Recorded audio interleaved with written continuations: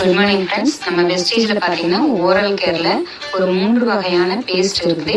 அந்த 3 வகையான பேஸ்டினுடைய பெனிஃபிட்டை தான் வந்து நம்ம இந்த வீடியோவில் ஃபுல்லாக பார்க்க போகிறோம். ஸோ ஃபஸ்ட்டு பார்த்தீங்க அப்படின்னா ஒரு நார்மல் பேஸ்ட்டு, அடுத்தது ஒயிட்டனிங் பேஸ்ட்டு, அடுத்தது கேனோடர்மா பேஸ்ட் இருக்குது. அது இந்த பக்கம் எக்ஸ் பிராண்ட் பேஸ்ட் ஒன்று வச்சுருக்கேன்.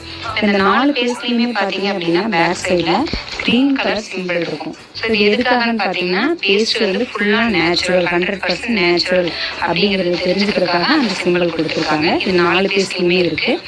இப்போ இந்த 4 பேஸ்ட்லேயுமே நான் என்ன பண்ண போகிறேன் அப்படின்னு பார்த்தீங்கன்னா ஒவ்வொரு டம்ளர் வச்சுருக்கேன். அந்த டம்ளரோட பின்பகுதியில் கொஞ்சம் கொஞ்சம் பேஸ்ட் எடுக்க போகிறேன், எல்லா பேஸ்ட்டையும்.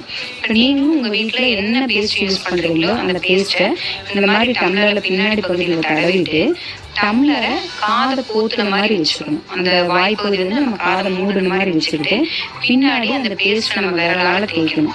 தேய்க்கும் போது நமக்கு ஒரு வித சத்தம் ஏற்படும். நீங்கள் எந்த பிராண்ட் வேணாலும் நீங்கள் யூஸ் பண்ணிட்டு இருக்கலாம். அதை தேய்ச்சிங்கன்னா ஒரு விதமான நரநரப்பு சத்தம் வரும்.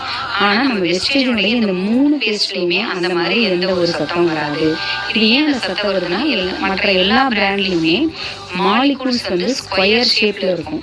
நம்ம வெஸ்டேஜ் பிராண்டில் அது வந்து ரவுண்ட் ஷேப்பில் இருக்கும். ஸோ நம்மளுடைய பற்களை காயம் பண்ணாது.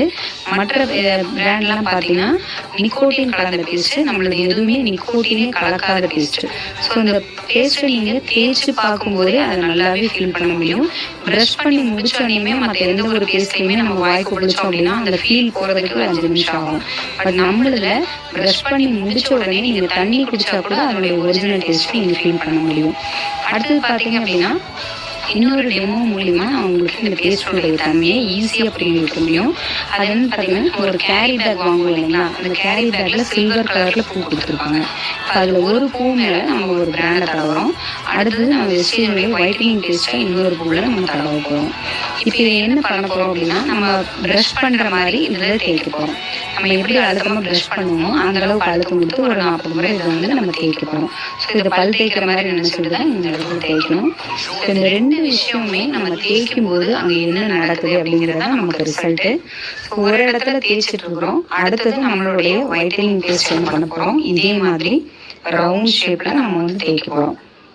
இப்போ தேய்க்கும் போதே உங்களுக்கு தெரியும் அந்த இடத்துல இருக்க பூ வந்து கொஞ்சம் கொஞ்சமாக அந்த இடத்துல இல்லாமல் இருக்குது. இப்போ அடுத்தது நம்ம இந்த பேஸ்ட்டையும் சேம் அதே மாதிரி நம்ம தேய்க்க போகிறோம். ஸோ கையை முழுமையாக தொடச்சிட்டு நம்ம இந்த மாதிரி தேய்க்கிறோம்.